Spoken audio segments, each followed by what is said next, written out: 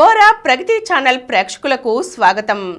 ఈరోజు మనం లోక్ సత్తా వ్యవస్థాపకులు డాక్టర్ జయప్రకాష్ నారాయణ్ రచించిన బీసీ కులగణన ఎందుకు అనే శీర్షిక గురించి తెలుసుకుందాం. వెనుకబడిన తరగతులు బీసీ జనాభా గణనను పలు పార్టీలు ఎన్నికలలో పెద్ద ప్రచారాస్త్రంగా ప్రయోగిస్తున్నాయి. శత్రు దేశాల మధ్య యుద్ధంలా అట్టహాసంగా జరిగే మన ఎన్నికల ప్రచారాలలో ఇలాంటి సారం లేని నినాదాలు, వెలుతురు లేని వేడి, స్పష్టత లేని వాగాడంబరత మామూలైపోయాయి.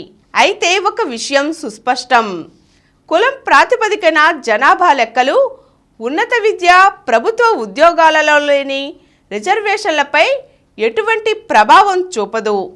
సమాజంలోని అణగారిన వర్గాలకు అవకాశం అందించేందుకు మనకు ఇప్పటికే పటిష్ట విధానాలు ఉన్నాయి. రిజర్వేషన్పై అన్ని పార్టీల మధ్య అభినందనీయమైన ఏకాభిప్రాయం ఉంది. నిజానికి రాజ్యాంగానికి ఇప్పటి వరకు చేసిన 106 సవరణల్లో 29 సవరణలు సమాజంలోని అణగారిన వర్గాలకు అనుకూలంగా రిజర్వేషన్లకు సంబంధించినవే. దేశమంతా షెడ్యూల్డ్ కులాలు, షెడ్యూల్డ్ తెగలు, వెనుకబడిన తరగతులకు ఉన్నత విద్యా సీట్లలో, ప్రభుత్వ ఉద్యోగాలలో, వివిధ అంచెల్లోని ప్రభుత్వ ప్రాతినిధ్య స్థానాలలో కోటాలు ఉన్నాయి. వివక్షను నిర్మూలించి అందరికీ సమాన అవకాశాలను అందించే విధానాలలో భాగంగా ప్రభుత్వ ఉద్యోగాలు, ఉన్నత విద్య సీట్లలో సమాజంలోని వివిధ వర్గాలకు 50% వరకు రిజర్వేషన్ చేయవచ్చునని సుప్రీంకోర్టు చాలా స్పష్టంగా గీత గీసింది. బీసీ గణన వల్ల ఇందులో ఏమీ తేడా ఏర్పడదు. రాజకీయ రిజర్వేషన్లకు సంబంధించి ఎస్సీ ఎస్టీలకు జనాభా నిష్పత్తి ప్రకారం రిజర్వు చేసిన సీట్లు మొదటి నుంచి ఉన్నాయి. నిజానికి స్థానిక ప్రభుత్వాలలోని ఎన్నికైన ప్రజా ప్రాతినిధ్య స్థానాల్లో ఎస్సీ ఎస్టీ బీసీలు మహిళలకు 75% దాకా రిజర్వేషన్లు ఉన్నాయి. అక్కడ బీసీలకు ఇప్పటికే రిజర్వేషన్ ఉన్నా ఏ పార్టీ ప్రభుత్వం కేరళ మినహాయించి స్థానిక ప్రభుత్వాలకు సాధికారతను ఇచ్చేందుకు ఏమాత్రం చిత్తశుద్ధిని ప్రదర్శించలేదు. చాలా సందర్భాలలో స్థానిక ప్రభుత్వాలు ఉత్సవ విగ్రహాలు, నామమాత్రం. వాటికి తగినన్ని వనరులు ఉండవు, నిధుల బదిలీ ఉండదు.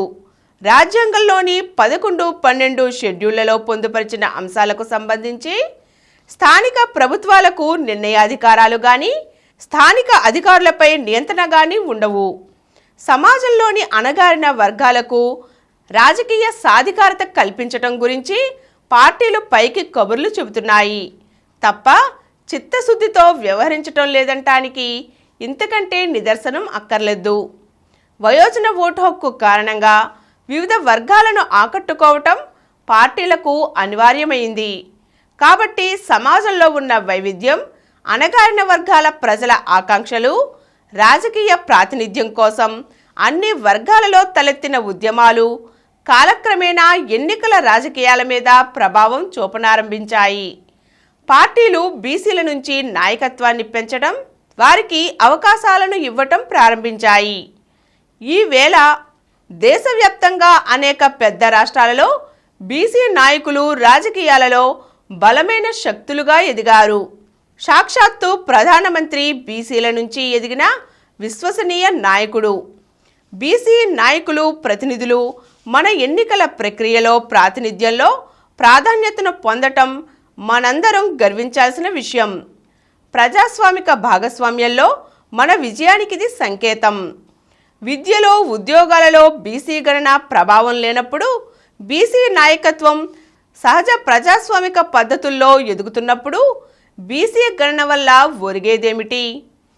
వెనుకబడిన వర్గాలకు ఏదో చేస్తున్నామన్న భావం కలిగించి రాజకీయంగా ప్రజల్ని సమీకరించేందుకు వేసే ఎత్తుగడ తప్ప ఇది వేరేమీ కాదు.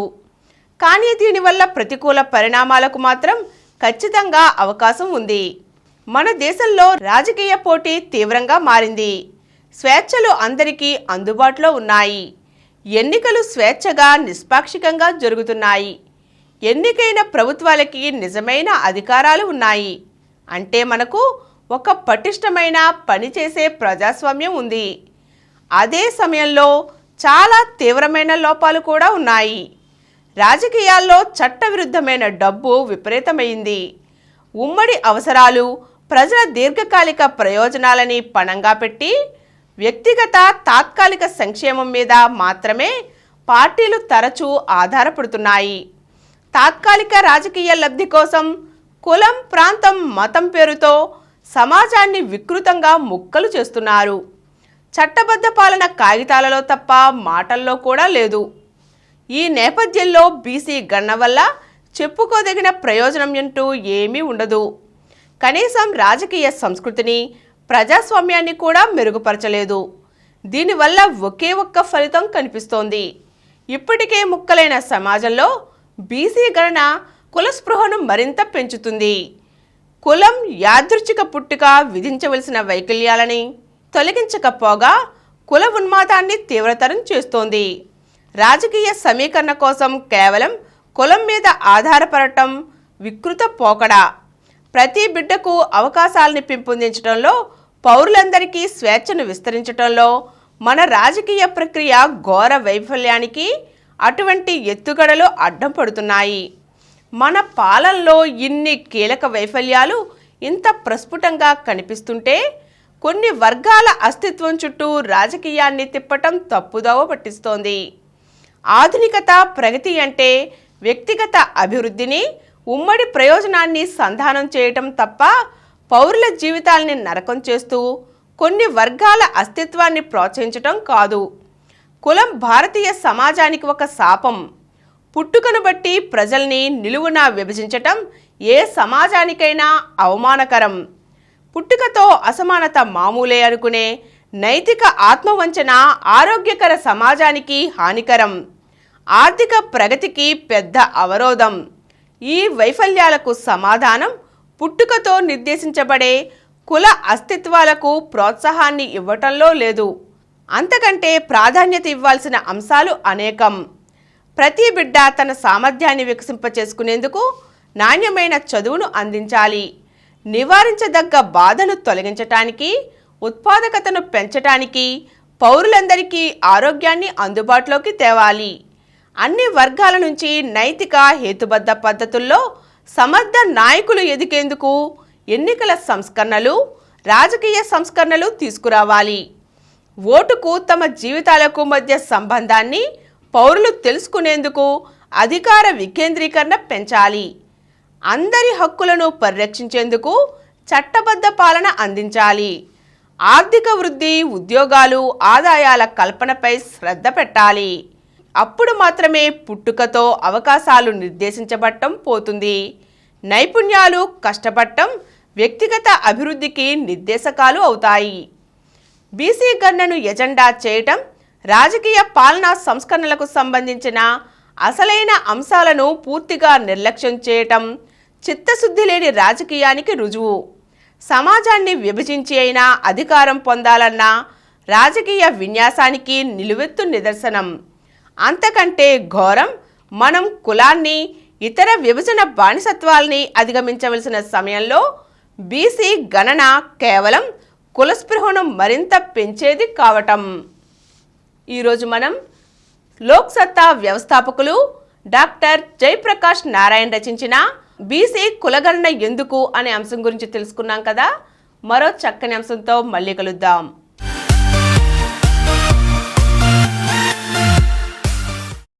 ఈ కార్యక్రమం మీకు ఎంతో నచ్చింది కదా.